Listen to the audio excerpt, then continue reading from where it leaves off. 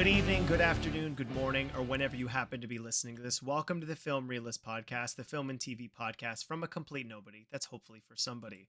Today's episode will be a review of Shazam, Fury of the Gods, as well as reacting to the first director, officially, of the DCEU. And to talk about all these things, I am joined by Screenrant's Snyder Minutes. I was trying to figure out exactly how to quantify your presence. Like, I are you don't. just special returning guest star? Like, Whatever or works. DC correspondent Stephen Colbert? Like, I don't Yeah. know. Yeah. Either work, right? Whichever. Yeah. Yeah. Stephen Colbert is here. Thank you for coming back. We did kind of pencil it in, but now it's in ink. We're here to talk about the DCEU and DCU. Yeah. A really interesting pivot point. We find ourselves at right now. Yes. So let's just get into it. We now officially have a director of the first project. Officially, there has been some rumors as to who may be involved with. I almost said the Sandman, Swamp Thing, and well, no, there's multiple DC Sandmen, but that's not what we're talking about today. I might actually have to get Netflix for season 2 when that comes out in 2 years. I almost said Swamp Thing again.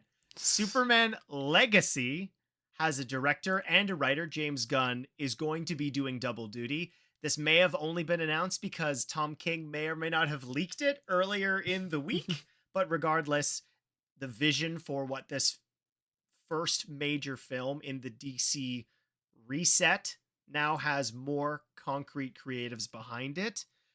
I know we talked about before when James Gunn was hired, as well as what could have been happening and what might have been movie Twitter bulletproof, but we're not at that point anymore. We're now with James Gunn, who is the head creative, and he's taking full reign with the Superman film.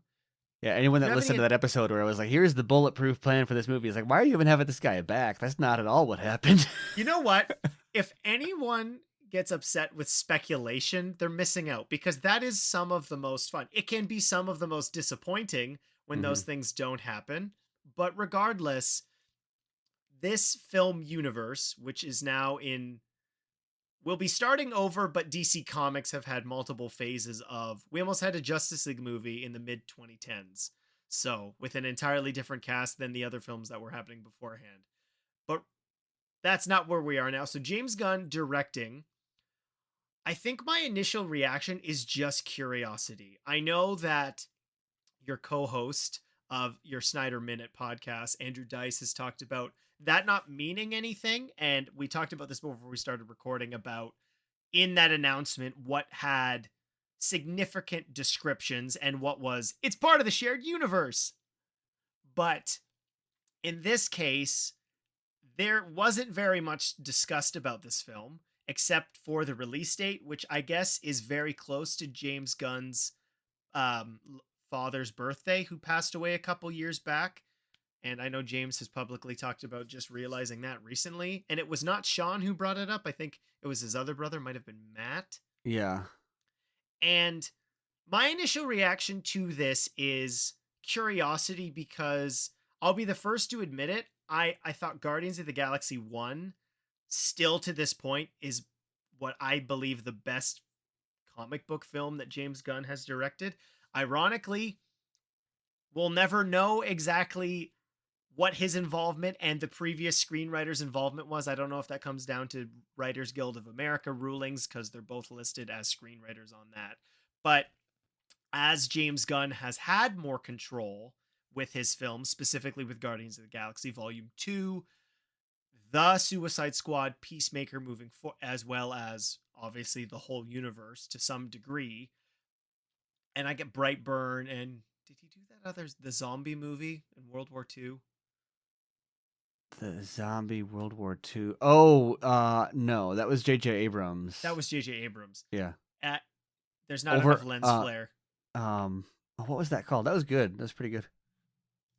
But yeah, I think that's J.J. Abrams is the one you're thinking of, though. Yes, I think you're right. It was J.J. Abrams. So, what exactly this is going to be, I have no idea.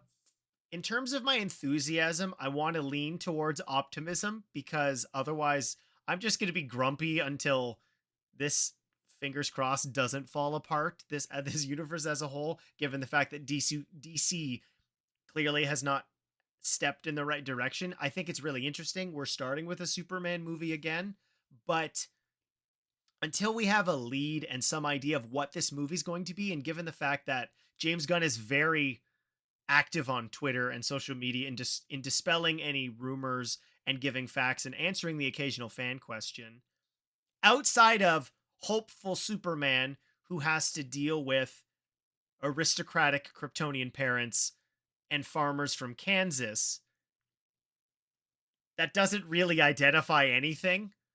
And as somebody who watched all 10 years of Smallville, that was a good story element, but that doesn't distinctly describe a unique vision for this character.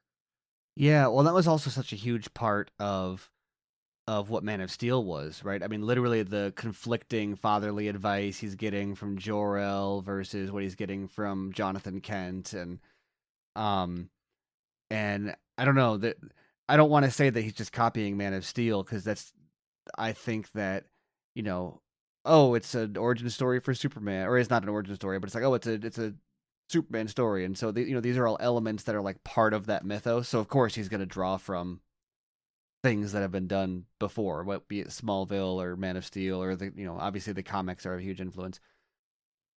Which comics though, Steven? Because that's what I'm most curious about. Yeah. Because All-Star Superman, in tone, I understand.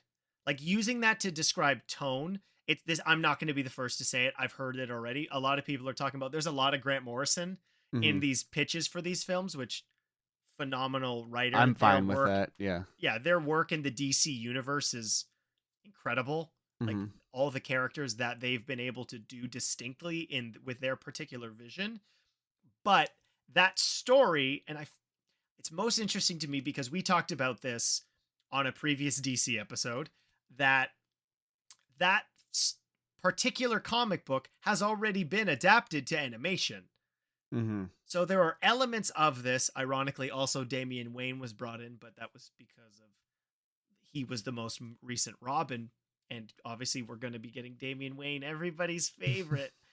I can't stand him. But the impact of the Superman All-Star story does touch on Superman's legacy and his relationships with multiple different characters.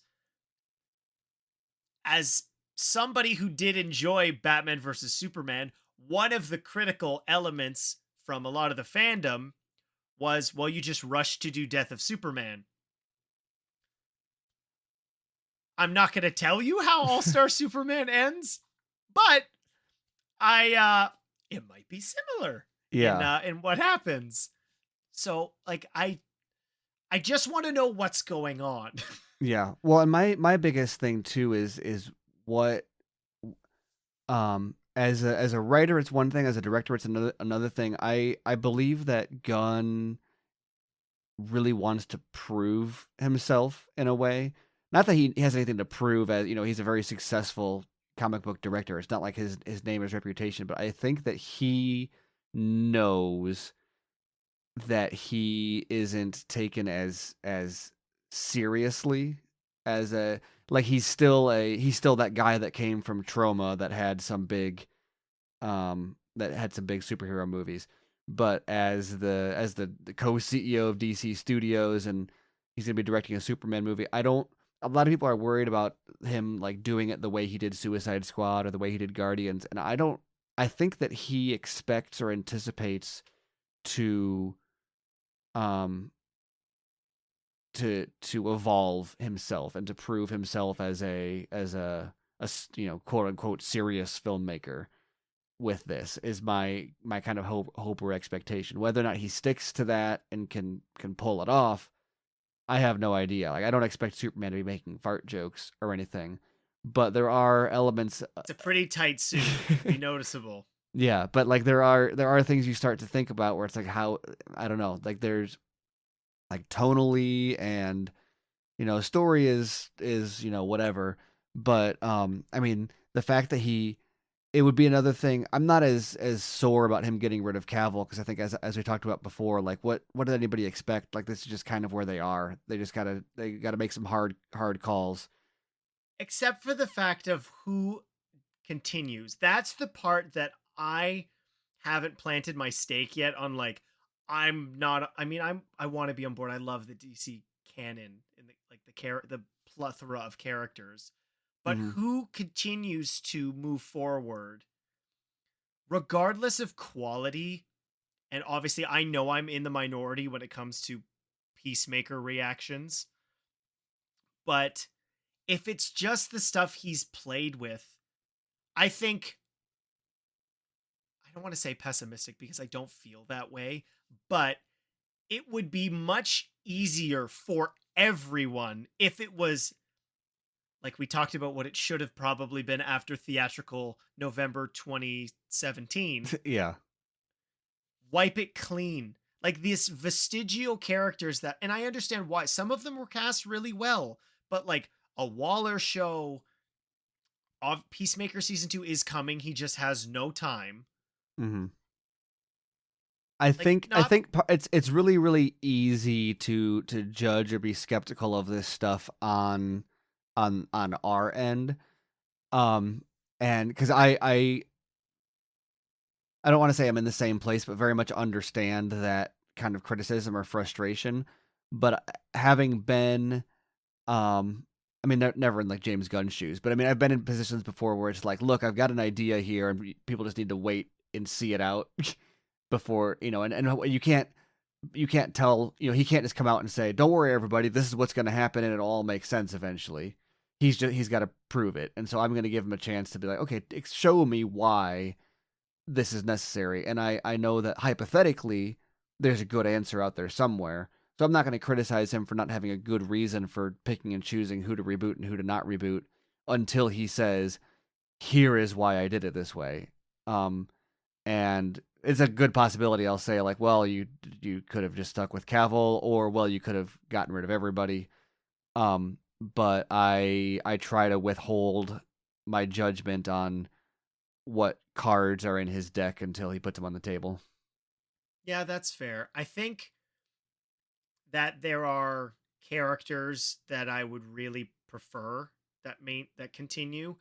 And part of me that is disappointed is if they were going to do something fresh and unique, it's ironic given what was laid out in the Snyder version of the Superman story that you title a film like Superman Legacy. One of the most interesting things, and I find the most similar, and this is again not an original idea, but I did have it separately, was that the fact that you have Batman who has a kid who's got to be old enough to be a capable Robin, which Mm-hmm. automatically gives you Batman in his prime, not fresh, not super old, but still has had a career that I would have been, and I know this is, you're listening to my podcast, not you. You're on it. I don't know if you're going to listen to it afterwards, but if you had Cavill, you want to do something really interesting. What about a Superman who's been in not past his prime, but has had a career as Superman? If you look at the pantheon of Superman films, we've never had that. Every version of a Superman film is always starting from scratch. And I understand that to some degree if you were starting over, but you have the Donners, which are technically 5 movies if you include Superman Returns. Then obviously you have Man of Steel, which is starting fresh. What about a Superman that's actually been in the universe on, or been like in the DC universe, who's a father? Yeah. There you're automatically doing something that is completely unlike anything people have seen in film. I don't mean to discredit Superman and Lois. That's one of my favorite things they've done that's actually original. And I'm Mm-hmm. not that's not a shot at Superman and Lois. They've done some very fun things. I fell off once it turned out that it was not part of the Arrowverse anymore, which is a little frustrating even though it's the exact same actor, but regardless, that's what they wanted to do for their specific pocket. I'm not watching anymore, but that is something we've only seen the once if I'm including Superman and Lois, and you could keep Cavill. Like, and Superman is one of those characters in a lot of different canon. If you go back to the DC animated universe, he's Superman for a long time. He Yeah. doesn't have to be 30. I think the problem with the Cavill thing, and the reason that I can sympathize with the baggage, just dumping the baggage there, is that you look at, like, for example, the Waller show. They can do whatever they want with that character, and nobody's going to come being angry about the decisions. They're not going to be like, "Oh, you changed her arc or whatever." But She's in a pink suit now. She's supposed to be an orange. With Cavill, either you continue the Snyder stuff, at which point you're just you bring that all back, and you got a bunch of people mad that you didn't jettison all of that, or you don't stick. You keep Cavill, but you don't stick to the Snyder stuff. In which case, you got a bunch of people that are mad, and like you get in this situation where, like, the reason they ended up here in the first place was just by kicking that can down the road over and over and over again. But did they didn't kick the can. They buried it in dirt and hoped nobody would look for the can. Yeah. And then we kept digging up the can. Yeah. Yeah, I guess that's, well, because the can was Superman, and they're like, what's Superman? And we're like, you the DC character that you buried it. Whoa. One of that. Well, he's of the top three. The Action Comics character, whatever. The Action Comics character. Yes. And one of the creators was Canadian. And so, and I don't know. That's not me. You know, if I could lay this all out, I would want the version that we just see the rest of what Snyder had going on. But as an executive who has to make a decision about, like, damned if you do, damned if you don't. Like, why are you going to tell the remaining, like, no matter what you're doing with that story, it's someone else's table scraps that people are going to be mad at, guaranteed, no matter what. Whereas if everyone's going to be mad no matter what, then just tell the story that you want to tell, instead of wasting time with a story that's just going to make people mad, that's continuing things that already made people mad last time it happened. So yeah, that's fair. It doesn't make it a good decision. It just makes it like, you know, it's Kobayashi Maru. Like, you just gotta, like, that's the only thing you can really do without, like. It's true. Whichever well, I guess technically the only time we've seen it in any Star Trek canon was the 2009 film, because it was just referenced in TOS. I'll be honest. I only know the phrase. I do not watch Star Trek. Well, so if there's a Star Trek fan listening that knows that I got that wrong, totally fair. I've never seen TOS, but I know, reading the trivia for the 2009 film, from the Kelvin timeline, I believe that one of the reasons they did it was because it's something referenced and had been unseen in the original show. Regardless, it's too bad they never made a fourth film. Yeah.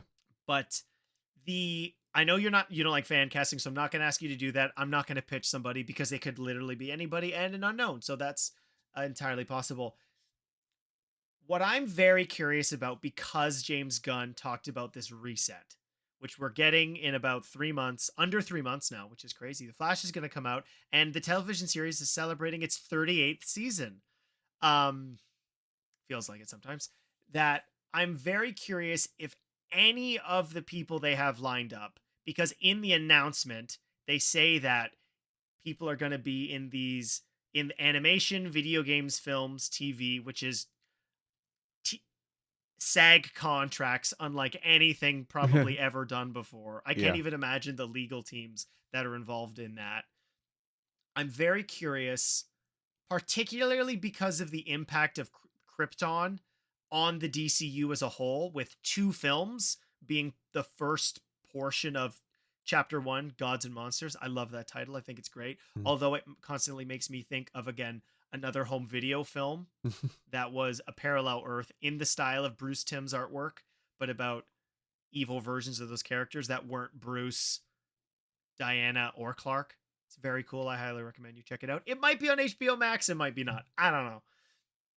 But because those characters are so important, and this film realistically has to start shooting soonish, that maybe with the reset we get to see maybe a tease as to who's cast. I don't know. That's just me being optimistic, because having some idea of where we're going, I would just love to have somebody to identify with this. It doesn't even need to be the suit. Heck, can just be somebody's face. Yeah. Which would be interesting. Yeah, and that's a weird thing, because suppose, I don't know, I don't want to get into too many leaks, but I guess it's been reported that they're there was a Cavill cameo of sorts in the Flash that may or may not be in it anymore. And so yeah, you got to wonder, did they remove? I don't see what's wrong with just including it in there because he's part of the unit. Well, Like, we'll get to a potential cameo in the review of this, which again, unknown as to who gets. Well, we know Cavill's not moving forward, right? But we right. don't have Well, but any it's a multiverse movie, so I'm saying like what, like why Yeah, not just like you can't just erase part of the just change the multiverse and reference what anyway, whatever. But we'll see what they do with that. I hope the cameo, if it happens, references. I don't know if Andy Machete watches a lot of YouTube, but if it references like the superhero cafe and it's just Henry Cavill and Ben Affleck in suits drinking coffee, Oh, that would be amazing. it'd be incredible. And he'd be Yeah. like, I heard in one version, I had a kid with Lois. Like, just hammer it home, and it Yeah. would be incredible. I would be. I actually just specifically chose, if you're seeing any of these clips online, to not wear a Snyderverse shirt, because I've realized I've done that every time we've talked about DC stuff, and I don't not necessarily paint. I'm a Snyder fan. I've got the stuff, but I didn't do that today. But yeah, it's there's more information, but there's the more important information in terms of this film we still don't know. We don't like tone, we have an idea, but they didn't reference anything like they did with other stuff, which would still doesn't necessarily help, but I guess All-Star Superman is pretty much all we have to go on, and James Gunn is directing it. Like, that's all we got. Yeah, which in the and that the fact, if it was anything else, I mean, if it was Swamp Thing or whatever, I'd say, oh, I think I know what to expect from this. But since my impression of this is James Gunn saying like, okay, let me show you what I can really do, I have no idea what that means. Because that could be him showing us something aside that we haven't seen before. That could be him stumbling in a big way because he just is taking on too much, and I don't know. I'm not predicting any one of those. I'm just saying this is a part. He's doing something that we have never tonally and in terms of ambition that we I don't think we've seen him try to execute before, and so I'm very curious to see what comes out of it. I'm most excited because I think one of the aspects of his films that has been a significant carry through, and I think has only improved with time, is his sincere treatment of sentiment and like family connection. Has, I believe, only gotten better over time. Mm-hmm. The rat catcher sequence, particularly in the Suicide Squad, I thought was really well executed. Before we jump into the review, I do have one last question for you. Yeah. Has nothing to do with casting. Do we get the red underpants? I think we do. I was just gonna make a joke about that. That's because we know so little. That's the biggest thing anyone can argue about. I don't care. No. Do you think we get them? Yes or no? I don't know. I'm choosing neither. I have put so much effort into not having an opinion on that just because it's if I had to like gun to my head, I would say no pun intended. I would say I bet we'll get multiple looks. So we'll get like a few different designs maybe with trunks and not trunks.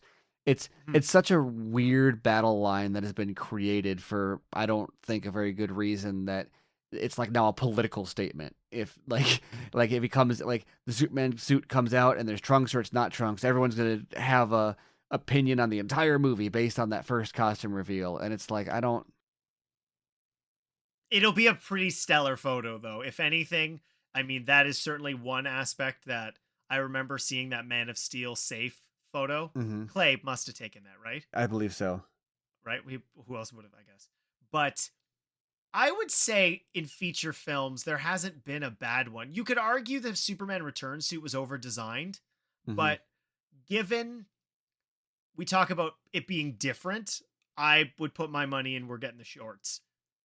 Closer to the design of like Superman Returns in terms of the red underpants. That would be where I would be gambling on that, just because it's something that's different. If they're going for different, right? Like maybe Pa Kent doesn't die in this version. Yeah. right? It could be a bunch of different things. I'm gonna just keep going. Last thing beforehand, I'm very curious because we talk about like different origins.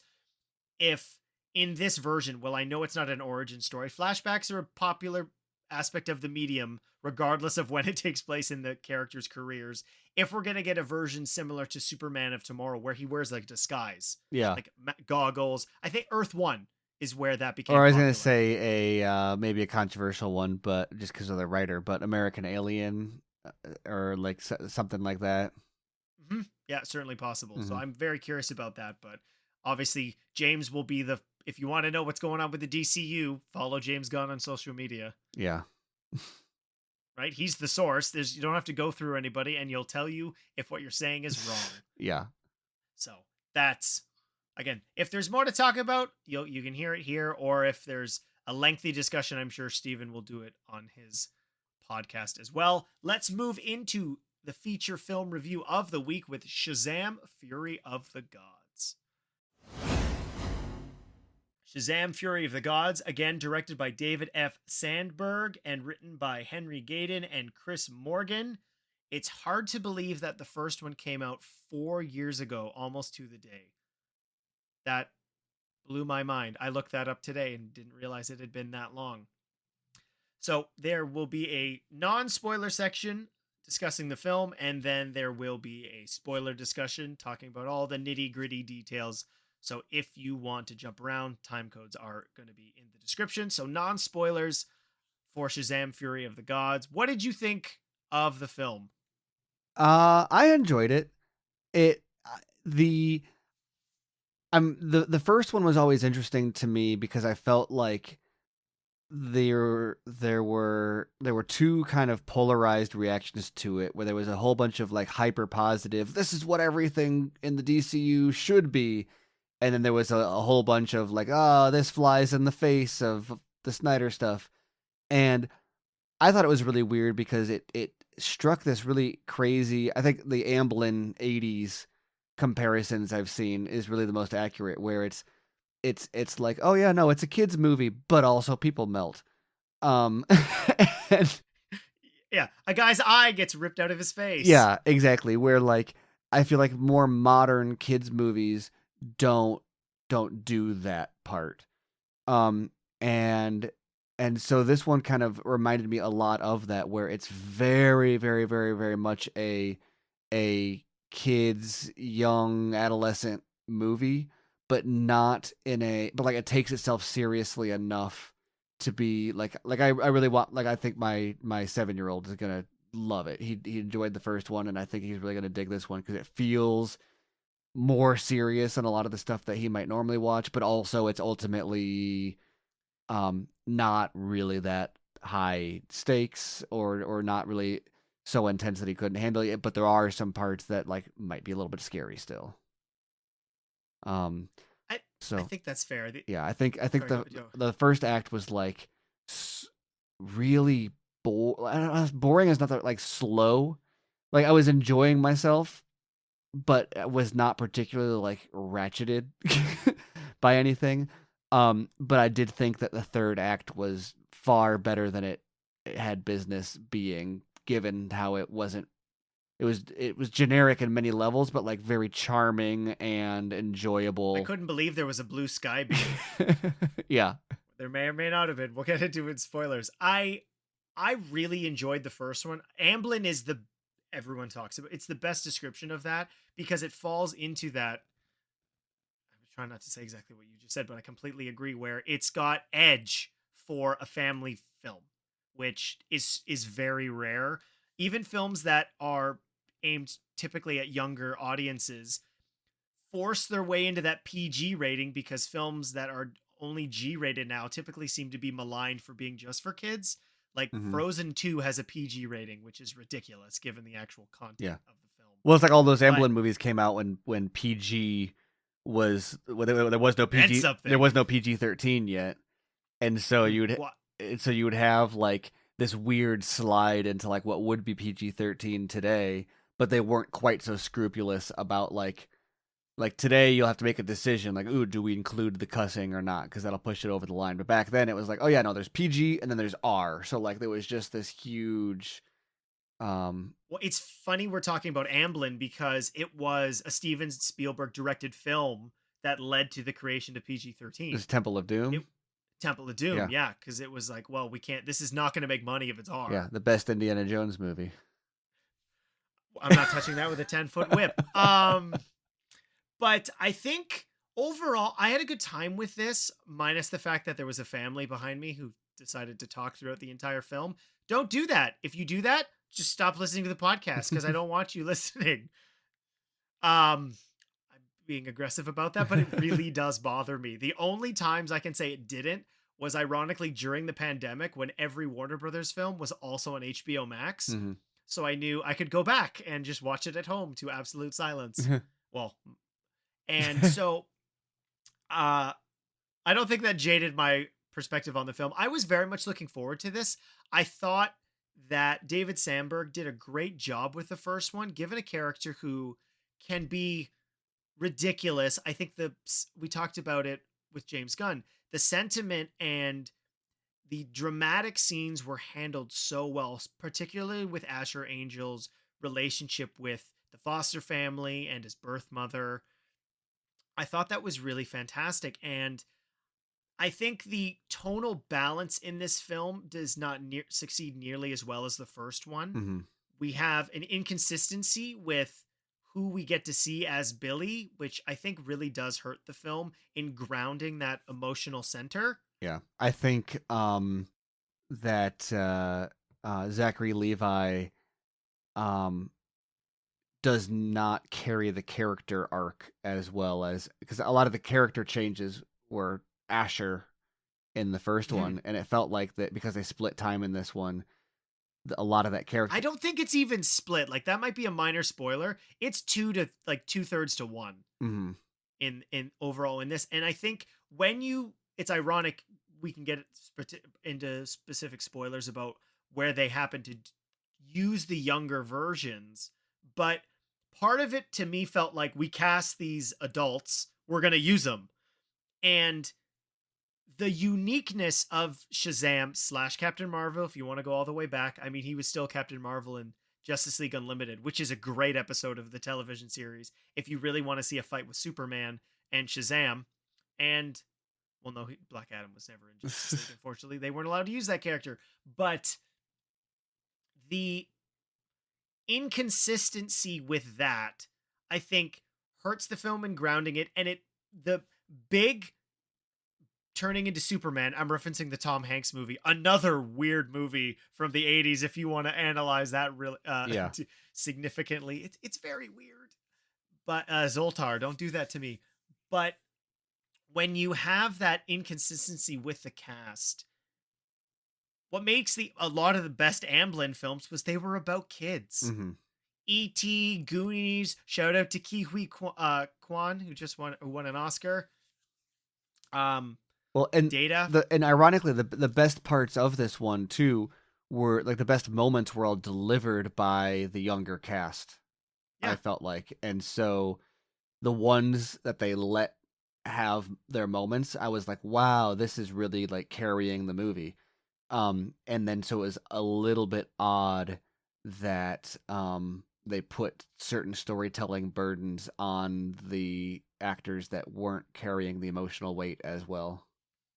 Yeah, the only character who is able to carry it through, and I don't think she's given a ton to do, is Mary, because it's the same actress, just based on age. Mm-hmm.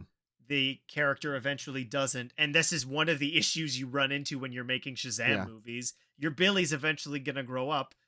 I thought where sorry, I keep interrupting you, but where that's okay, go ahead. But where Billy and Shazam had a pretty good split in the first one, Freddy, and his his Shazam version, does that character have a name? The Captain Every Power. So technically, he is supposed to be it's just Captain Marvel Jr. Captain Marvel Jr. Oh, that is that's funny. Okay, yeah, that's a reference in the movie.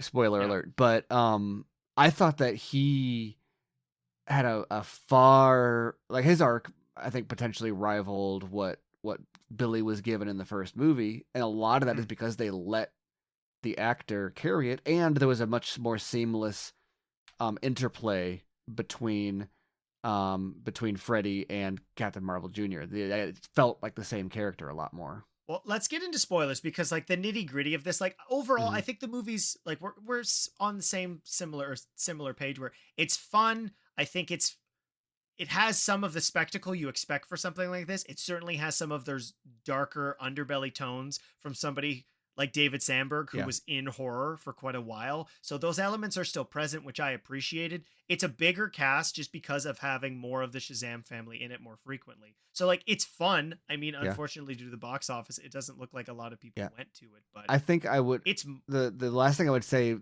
this non spoiler, would be that it's um I could probably get really cynical and negative about it.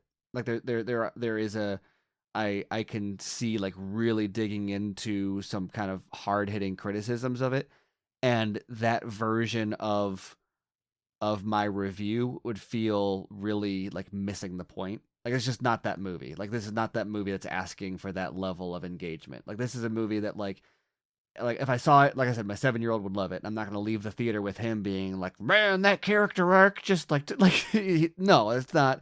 It was fun. It had cool stuff, and like it wasn't it what maybe not wasn't quite the first one, but I don't think it's not worth my ire to like really go too hard on it. well, and that's the state of whatever the product. And at the end of the day, these are all products. They are trying to sell you something. Hmm. It's ticket admission to the film. If the movie is successful on selling you on what it's supposed to be, then you're going to be less critical of it. And like there are Hmm. elements of this where it certainly does do that. But when you have the first film to look as that's the indicator of what to expect from this unit, like from this specific Yeah. franchise, when it misses some of those points that it already had done prior, I think you're right. Like it's fair to be critical of those things, and you can go with this with a fine tooth comb of the expectation being higher. But ultimately, Well, I'm judging this based on what we know of the two yeah, and films. I think Sandberg, the strength of the first one that I said, and then all it carries through to this one in a lot of ways. Sandberg knows exactly what these films are that he's making, and I think delivers on kind of his vision for it. The um biggest thing that kind of holds back, but like this these Shazam and Shazam Fury of the Gods this its own independent franchise would be far better if he was allowed to make them outside of the DCEU, and the shoehorning of it into the universe and everything that goes along with that makes it this really weird redheaded stepchild of tone and style and canon that was entirely unnecessary. That if he had just been allowed to go out and cook his own recipe out without having to like worry about all these any connections or any total consistencies or anything, the discussion surrounding these movies would be entirely different. But because Well, if it was more New Line than Warner Brothers, right? yeah, That's one of the things I laugh at. You see both of those studio logos in front. If this was more New Line, mm-hmm, you're right. It's completely protected from this criticism, yeah, which is certain. I mean, we can get into some of the criticisms and particularly some certain characters' appearances. So if you do not want to be spoiled for Shazam, we are about to get into that. So maybe go see it and then you can come back or just listen through and hear some of the issues we have with the film. So here are our spoilers for Shazam Fury of the Gods. Before we get into that, honestly, if we get a third one, which given the financial lack of success, unfortunately, to this all-time low, I believe, for an opening of a DCEU movie, which again we can get into it being shoehorned all into time that for non-pandemic, the non-pandemic. Suicide Squad and Wonder Oh, Woman that's right. 1984 both opened lower. Mhm. Birds of Prey opened to 33, so just above. Woo. So yeah. It is so. I wanted to have this conversation with you, and I don't want it to sound petty, which I'm really hoping it does not come off that way. But we talk about the too many cooks in the kitchen, which is, I believe, the analogy you were talking about with the recipes, Hmm. and that the first film at all worked to the level that it did is an achievement in its own right. And I hope Dave Sandberg gets to do, if he wants to do something to this level again, he gets that opportunity, because I think he clearly has something to say. We talked about James Gunn and what he's going to do with Superman. Ultimately, if your director has something interesting to say, that's a great first step. Obviously, you need a great script, but Well, did you saw that he said he's done though? Yeah, yes, I did. yeah, Yeah, Sam, I did see which that. is a great. That's how you know that the. He said he's proud of it, but for a director, the opening weekend of a movie to be like, "Yeah, I'm not doing this anymore," says a lot about the Yeah, situation. if he had taken one step further, he could have tranked it and been like, "A year ago, I had a great cut of this movie." That's a Fan Forstick reference. Yeah, Um, but I think in my opinion, the string that strung this movie up and hung it ultimately was The Rock yeah, in this franchise. I can respect wanting to do a film with it, but as somebody who is a big Fast and Furious fan, and there's been criticism of how Vin Diesel acts on set with writers, producers, directors, there is a reason Justin Lin dropped off making the final two films. And we've heard things from The Rock to some degree. You're not going to hear people bad talk The Rock, and that's not what I want to do here. But the fact that that villain was never in these films, referenced very minimally in the first film, not a reference in this film at all. hmm Like, to expect that we were going to get Shazam 3 Battle of the Champions or something ultimately killed both of these franchises because they had nothing interesting to build to. Black Adam fighting Superman, I don't care. Well, For people like, imagine and if I'm that's the post credits to the first one had been a Black Adam tease, or if the post credits like forget Cavill. Imagine if I know that Cavill was that was all sorts of corporate chess going on with that, but what if it was Shazam instead of Cavill at the end of Black Adam or something? Like people act like that, like people don't care about that, but I think that there would have been enough excitement over that confrontation to give this like yeah, Cavill they wanted to make they as I always said the Rock was trying to make himself the heel to Superman. Um and you can't do that with Shazam, but this little corner of the DCU as James Gunn referred to it would I think be alive and well if they had sparked a little bit of rivalry there, and instead there's just like two ships in the night. one. Black Adam never got to actually be the heel, and that's one of the failures of that film. Is he's a villain. There's a reason the wizard Shazam went, oof, I messed up that one. Yeah. I got to pick somebody different. And ultimately, like, we understand why he chooses Billy, but you talk about kicking the can down the road. I kind of knew that these films were going to be a disaster, just in terms of having, like, the deaf leading the blind, or the blind leading the deaf, when these were the only two films they had at Comic-Con. Both actors were there, and you can read into the potential that Henry Cavill was going to appear, and then he had COVID. That's besides the point. The fact that they never teased an actual thing with these two characters, it was all hypothetical Yeah. stuff. Well, And The Rock not saying, only wouldn't tease it, but would actively down like you said they were both at Comic Con. All you got to do is like put them both on a stage and be like, I don't know, maybe one day. But like no, they were putting effort into like don't talk about them at the same time. These are two like they might as well have been different universes. Like it's just weird. yeah, the only real difference between these two films ultimately is one of them got to see Henry Cavill from the neck up. Like, like they're not going to be financially successful if you know about the analytics. And Steven on Twitter is a great follow if you want to see how movie box office analytics work. It's going to be your third job.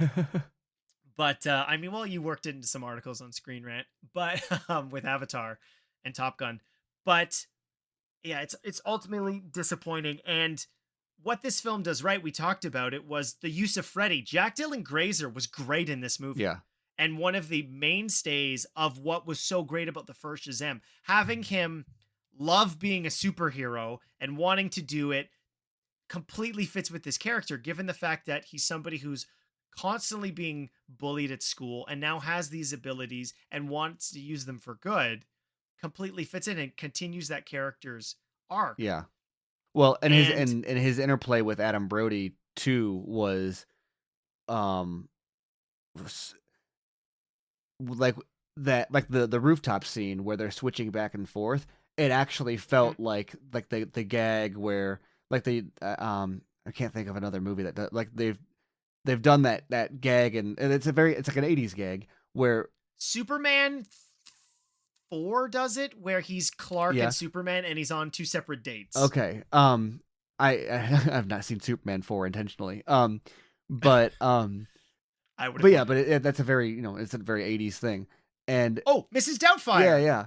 He's Mrs. Doubtfire, and he's is it Jack? But in those cases, it's actually the same character, like doing a wardrobe change or whatever. Yeah. And even though it was two different actors, that energy was very much present in that scene, where he even felt like he'd come out and he felt frazzled, like as if he had just had to run and come out. And so, whereas like, I don't despise Zachary Levi as Shazam, but the second, like, it's not, there's moments where I can see him like impersonating Asher, but it does not feel like the same character, especially with the older version of Asher. It's like Billy changed, and Shazam didn't. Shazam is still behaving like the younger version of Billy. Well, the limited screen time with Asher particularly, I think especially prevents that grounding of Shazam's character, like Billy as Shazam. Mm-hmm.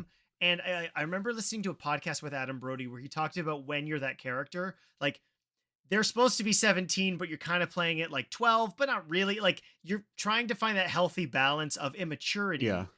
And in not spending enough time with Asher, I really do think it paints Zachary Levi's performance as more cartoonish because you don't have anything grounding him. Mm-hmm. His best scene is at the end of the movie. Ironically, it's a clip in, I think, the final trailer where we see him talk to Rosa. Mm-hmm. Like that. And it's the inconsistency, and I think that's the best way to describe this film as a whole for me, is they introduce interesting plot elements, particularly with him aging out and not wanting, like the clear abandonment issues that this character has, given the fact that his mom and his father want nothing to do with him. Well, and it seemed it's dropped for most of the movie. The thing that would fix his character, like in one scene, a scene with Superman, is did you ever watch How I Met Your Mother? Yeah. I did. I own all of it. I own all of the books there we go. Somewhere. The books? They were How I Met Your Mother books? So they released at the end of season 4. No, 3. Yeah, because it's in season... Oh, no. I won a How I Met Your Mother trivia contest, and I can't remember. The Bro Code. They released a physical Bro Code. Oh. And then they... So books... No, the Bro Code's in season 3. So it's not like a novelization of the show. It's No. And then they released a playbook. Mm-hmm. And then they released Bro Code on the Go, which was like a So I'm glad version. I picked this thing. You'll know exactly what I'm talking about. What the episode when Barney met his real dad. Not his. Played by Jim. Sorry, I should say not his real dad.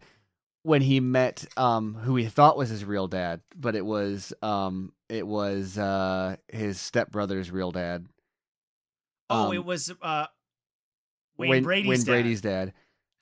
Yes. And he's playing the Barney character that entire episode, and they're like, towards the end, he's like, just let me do this. I can't remember exactly what the line is, but he's playing the character, and then there's a moment where he drops it, and he's like, I know what reality is. This is easier for me.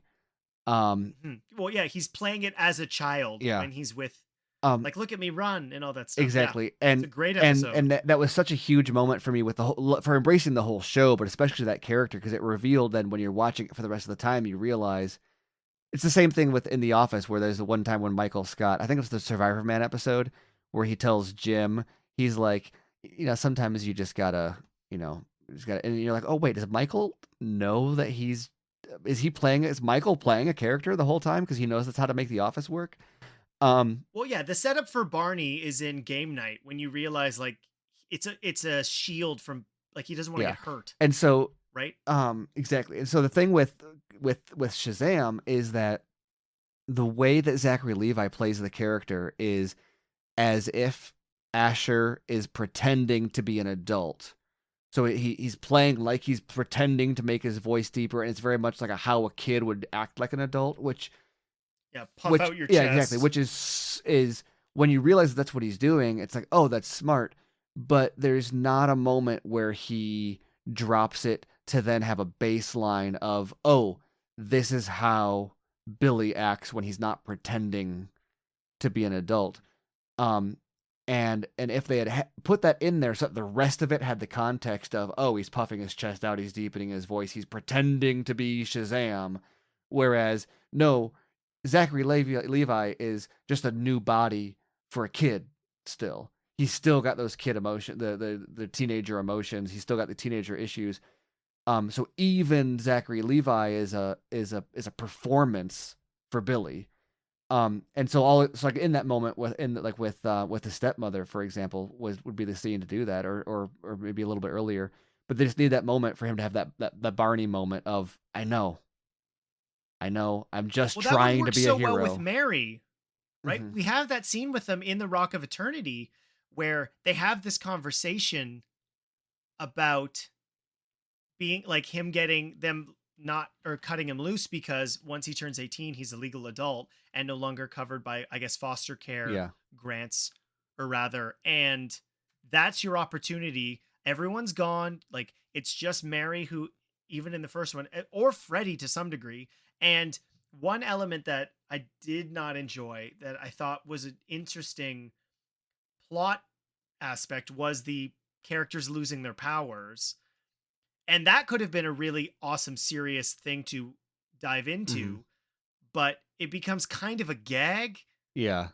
to some degree. Like I would see Jack Dylan Gray's a great Although it actor. does set them up though to be for the kids to shine in that third act, whereas they Yes, that's true. With the most metal unicorns of yeah, all time. exactly, taste the rainbow, That's mother. David Sandberg Like, all over yeah, it. All these Greek monsters. I went, oh yeah, there's yeah. Sandberg. I remember what the Seven Deadly Sins looked like. Which is, yeah, I think, yeah, it's, I want to know if there's a different cut of this film or if it came down to, and I don't know, maybe if they had another shot at making it. There's a reference in there if you're following any particular people on Twitter. Um, about like Zachary Levi being the star. Mm-hmm. Because I remember, at least with the first film, him, like Zachary and Asher were all in the press Yeah, together, right? Like they were Shazam, yeah, right? Like one is the other. And when you don't have that dichotomy of like, even with the veil being lifted of the performance of being a yeah. man, that my emotional investment in the film was significantly less Mm-hmm. than the previous one, which again, you talk about why people use the term amblin to describe the emotional reactions of fright, love, and just joy. And it's this balance that is very difficult for movies to hit because this falls into a more typical blockbuster and it loses what made it the first one Yeah. special. Well, and it's I don't know if it just comes it's an act or just line reading or what, but like because it even starts out like if you look at the script, it's got what we're talking about in there. Like in the opening scene when he's is it the opening when he's at the pediatrician's office. Look at the way he plays that. Yeah. He's in a pediatrician's office, but he's still performing as Shazam. When like if there's a time frame, either make that Billy or have him be more vulnerable in that moment to give that some grounding. But literally, the in every single moment of Zachary Levi's performance is is the performative version of Shazam, and there's no vulnerability or like lifting the curtain on. Don't forget, this is a 17-year-old boy feeling like he has the responsibility of a man holding a family together. You know, like you talk about an orphan, like yeah, cut out everything the way they did the movie, and you look at that character arc on paper. It's great. It's a phenomenal extension of what they did in the first movie about, oh, he's trying to keep the family together.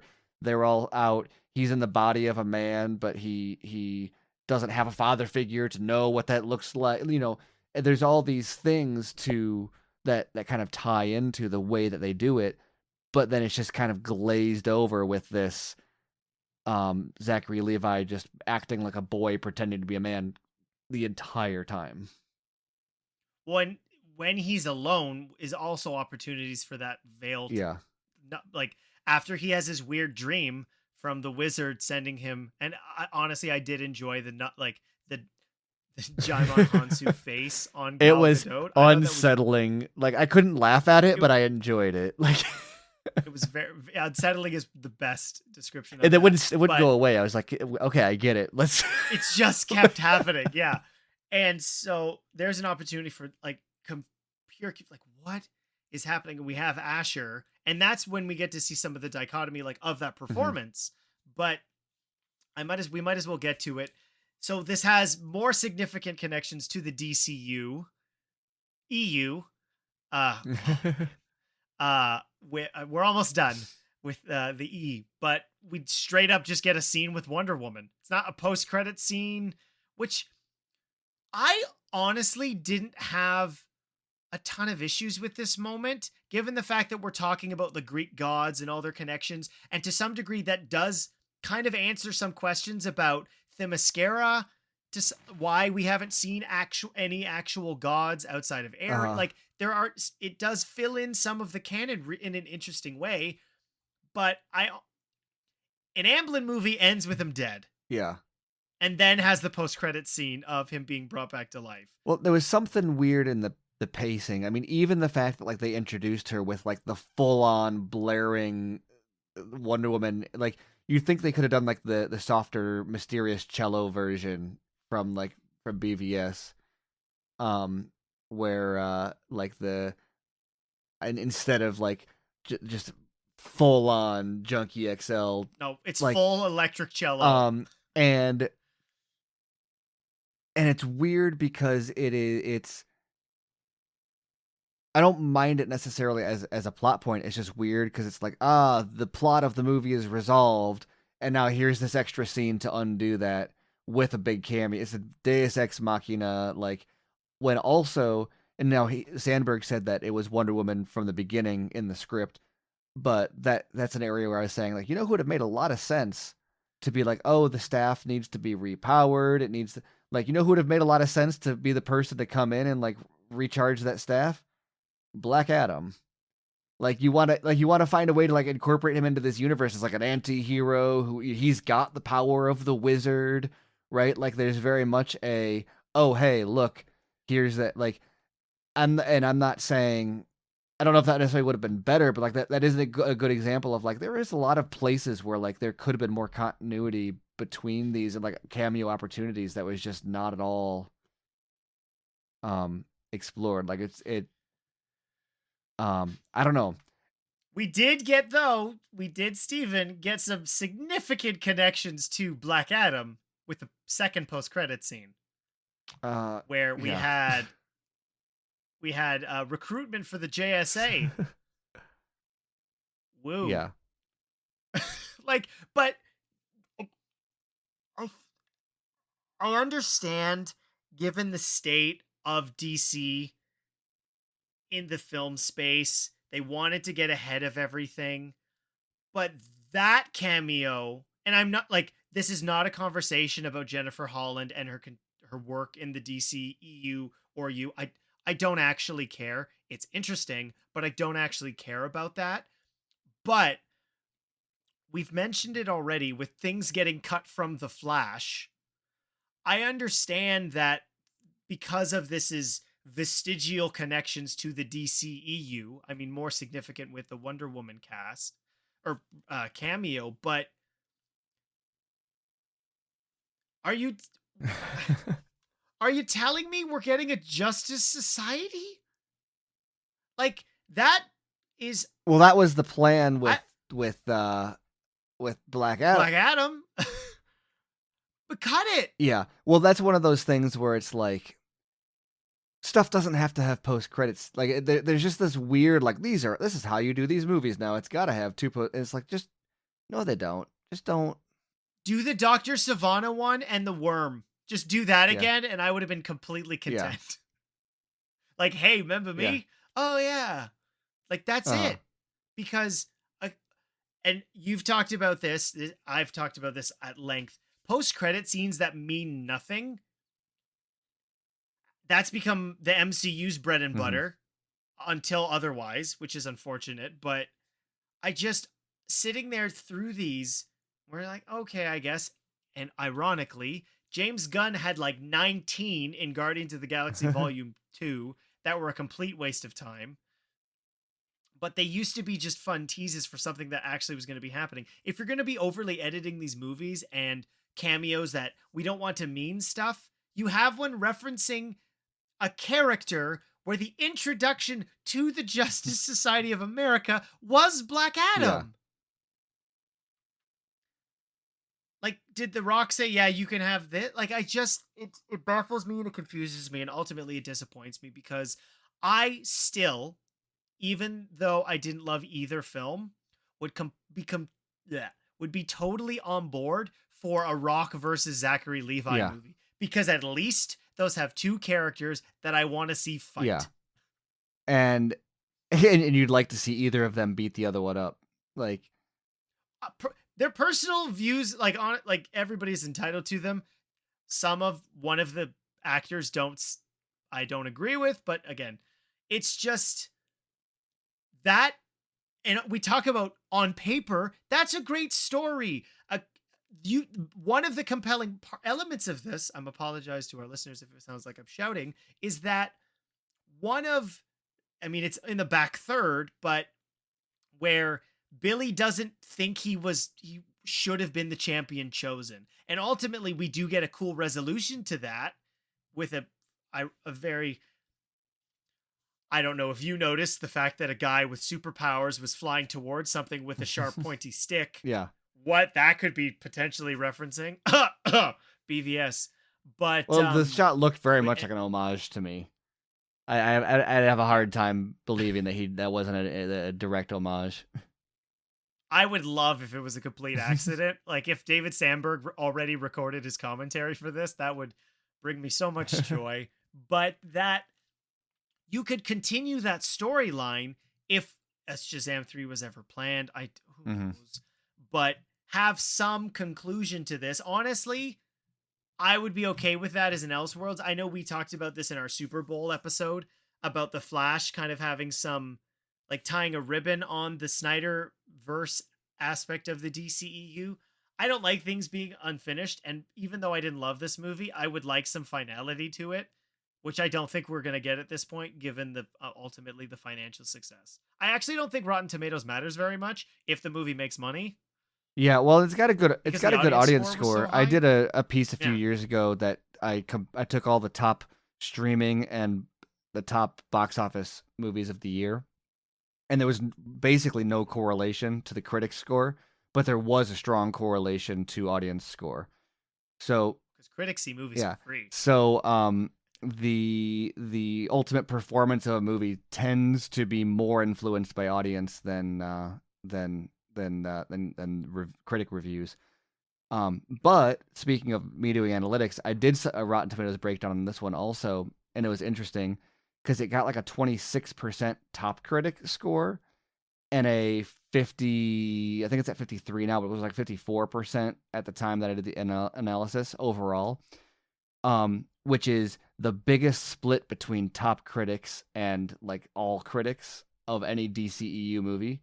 And Rotten Tomatoes doesn't present the score this way, but I split it out to say top critics, non-top critics, audience, and actually audiences gave it like an 80 something percent. which is higher than the DCU average. It's only a couple points lower than the first Shazam for audience score, actually. And then the critics minus top critics is also fresh. It's like a 62, 63%, something like that. And so it's the top critics being so much more negative than all the other, like as a vote, like a voting block. It's weird how there's a clean split between like the excessive negativity of the top critics. That's what drug the score down into.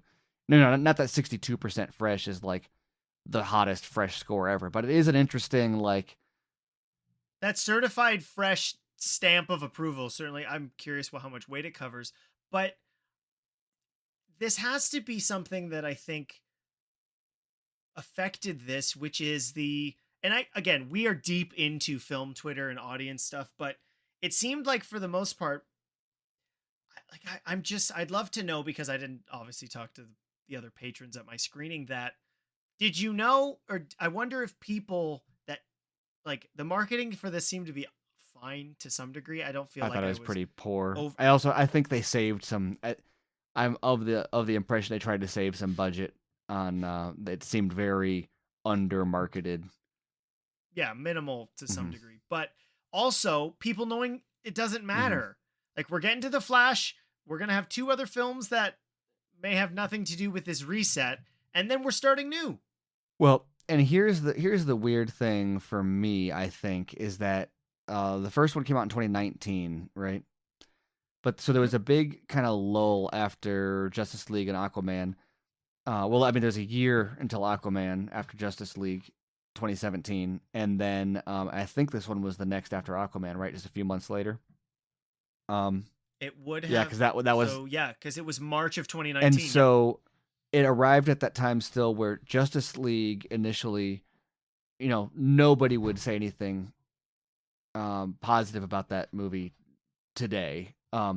But at the time, reviews were all like, "Oh, it's a step in the right direction," because you tend to get this thing with critics where they try to influence the. This is my impression of it, I guess. I don't know, but people like to say they're paid by Disney or paid by Warner Brothers. Like, it's not any of that, but they'll have an opinion about what a franchise should be, and they'll try to kind of shape that with their critical consensus. And so with Justice League, there was a lot of softballs thrown on the reviews for that, saying, "Oh, it's not perfect, but it's a step in the right direction. It's an improvement over Batman v Superman." Almost nobody agrees with that anymore today, but at the time they were incentivized, or they felt incentivized to say like, "Oh, this is what they should be." So Shazam arrived also, and so I feel like that got a little bit more positive reviews because it was still a part of that wave of like, "Oh yes, let's encourage this version of this franchise. Let's encourage the lighter, more positive stuff." And so I think that's what's weird, especially with the top critics being there's like such a clear drop from the top critic score on this.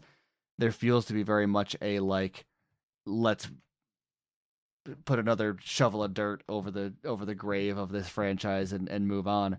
Whereas I don't. That's why I say like if this was its own franchise, I feel like people would be like, oh, it's this nice thing that's disconnected from the DC or the Marvel universes that we can just enjoy for what it is. But I think that reviews kind of saw the situation as permission, if not encouragement, to say like, oh, this doesn't matter, let's bury it, which has nothing to do with what their critical review should be evaluating. That's not.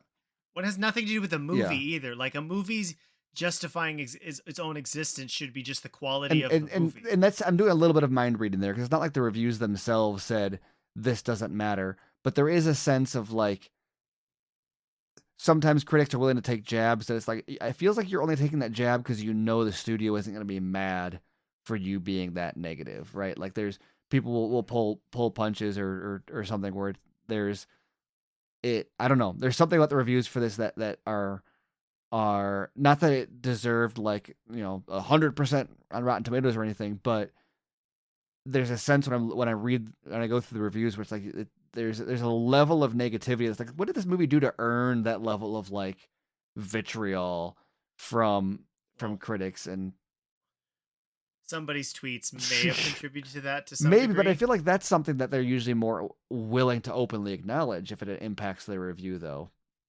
Maybe.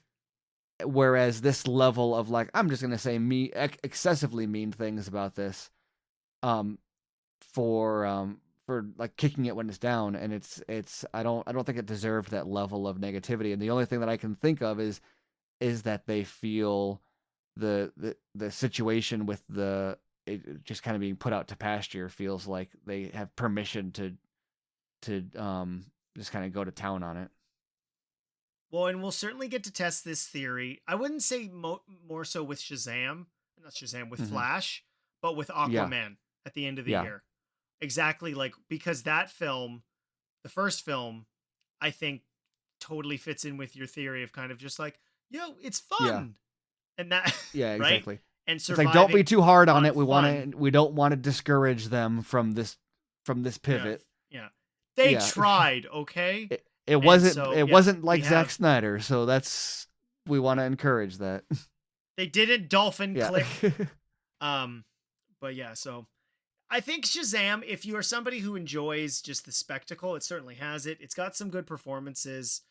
Ultimately, it's ironic because its villains are completely forgettable. Like they're fun in the film, but they don't have anything compelling to do. Hmm. There's some heel turns to some degree that don't really make any sense. And it's just disappointing. I think, again, you're totally right. If this was in its own little pocket and could just play in its own sandbox and not be beholden to other things, I think we would have had a really interesting universe here that may have at some point included Black Adam, but But even if it I didn't, I would still, even if it didn't, yeah, that's true. You could use other JSA content like in that yeah, realm. That would have been or just really have really fun. Shazam exist in a world without other superheroes, like um I don't know.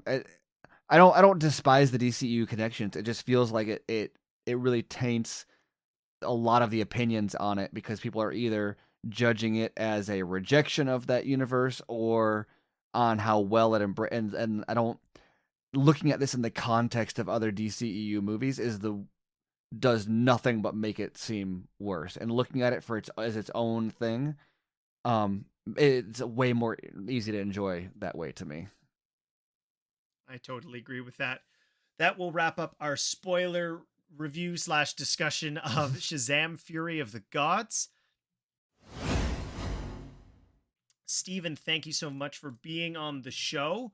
I think I said it already, but I'm going to say it again. You can find Stephen on Twitter at SM Colbert and his written work on screenrant.com. And if you enjoy Stephen's discussions on the DCEU, you can follow the Snyder Minute content, which is currently working through Batman versus Superman by the minute.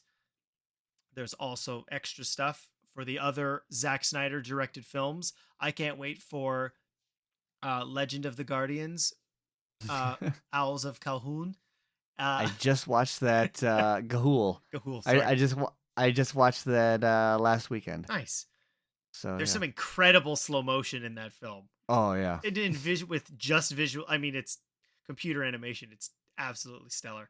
Uh, Yeah. um, but yeah, I I know that I was trying to figure out what am I seeing. I just remembered I have tickets for this already. Next week's episode will be a review of John Wick Chapter 4, no subtitle. They got rid of that. They only did it for one film. So I'm looking forward to reviewing that. The following week will be a review of Dungeons and Dragons Among Thieves. Honor Among Honor Thieves. Among Thieves. Among Thieves is that's an Uncharted video game. I'm still Naughty Dog brain after The Last of Us.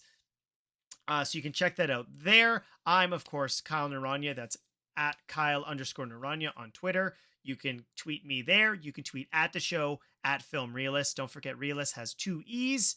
Does it for the show. I will see you next time.